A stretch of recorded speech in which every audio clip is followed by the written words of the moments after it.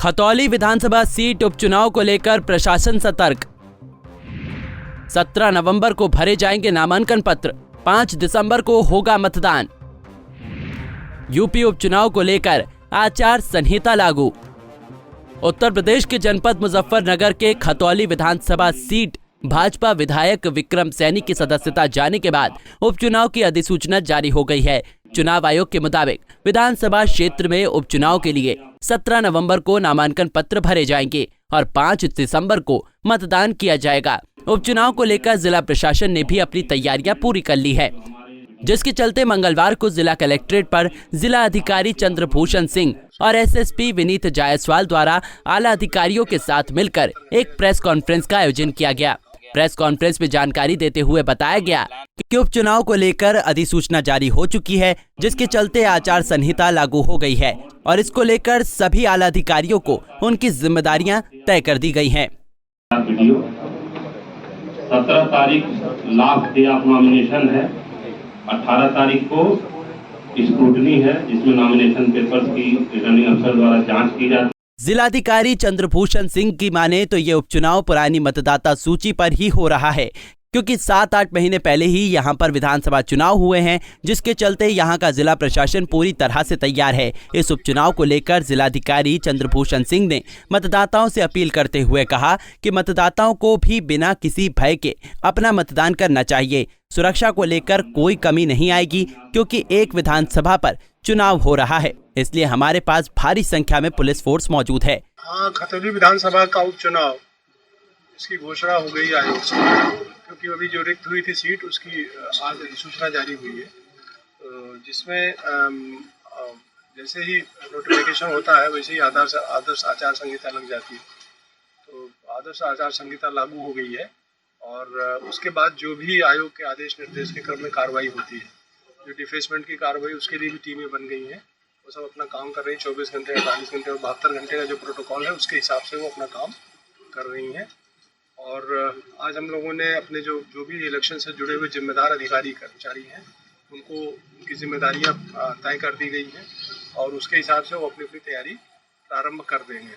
और कुल मिलाकर के आयोग के आदेश के क्रम में जो चुनाव होना है शांतिपूर्ण निर्विघ्न, वो उसके लिए यहाँ के मुजफ्फरनगर का जिला प्रशासन कटिबद्ध है और उसके क्रम में हम लोग अपनी रणनीति बना करके कार्रवाई कर रहे हैं। सर, बहुत जल्द चुनाव है तो किस तरह से प्रशासन ने अपनी नहीं, जल्द चुनाव, देखिए हमारी चुनाव की पूरा अपना हमारा एक सिस्टम है और चूंकि चुनाव पुराने मतदाता सूची और पुराने ही उस पर हो रहा है, तो अभी बहुत जल्दी, पहले कुछ समय पहले ही चुनाव हुआ, 7-8 महीने पहले, तो हमारा पूरा होमवर्क है और ज़्यादातर अधिकारी हमारे ऐसे हैं जो पहले चुनाव में रह चुके हैं और उनको पूरी जानकारी है उस क्षेत्र की और पूरी चीज़ों की जानकारी है। सर, कुछ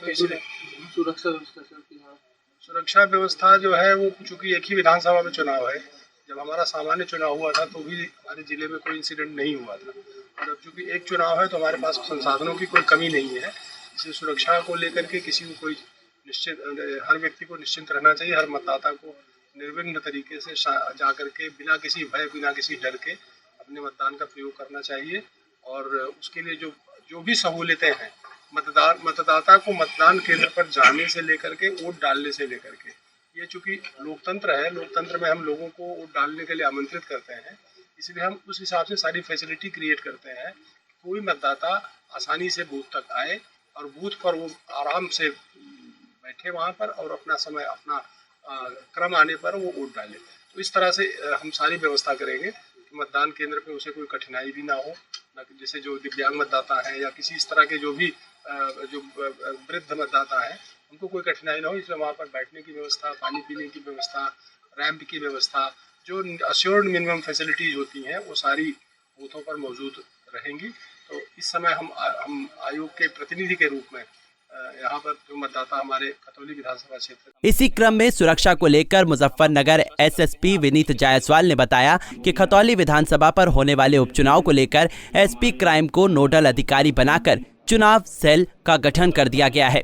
चुनाव को शांतिपूर्ण संपन्न कराने के लिए सीएपीएफ, पीएसी, सिविल पुलिस और होमगार्ड सुरक्षा में तैनात रहेंगे। इसके अतिरिक्त ड्यूटी भी लगाई गई है, जैसा कि थाना mobile, barrack duty, picket duty और साथ ही LIU जो अभी से ही एक्टिव मोड पर आ गई है।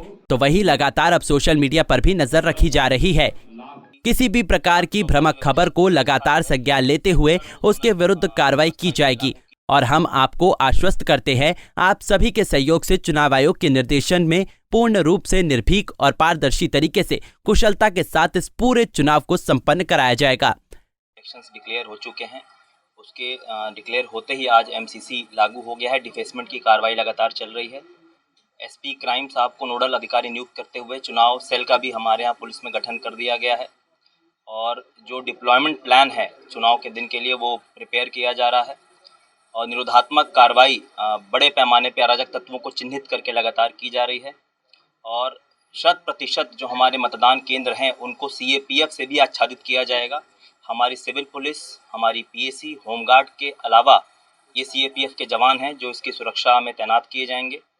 इस स्टेबल तैनाती के अतिरिक्त भी हमारी मोबाइल ड्यूटियां भी लगेंगी, जिसमें थाना मोबाइल, अतिरिक्त मोबाइल, क्लस्टर मोबाइल और पिकेट ड्यूटी, बैरियर ड्यूटी, चाक चौबंद व्यवस्था जो है सेक्टर और जोनल व्यवस्था इसमें लागू की जाएगी और सोशल मीडिया पर भी लगातार नज़र रखी जा रही है।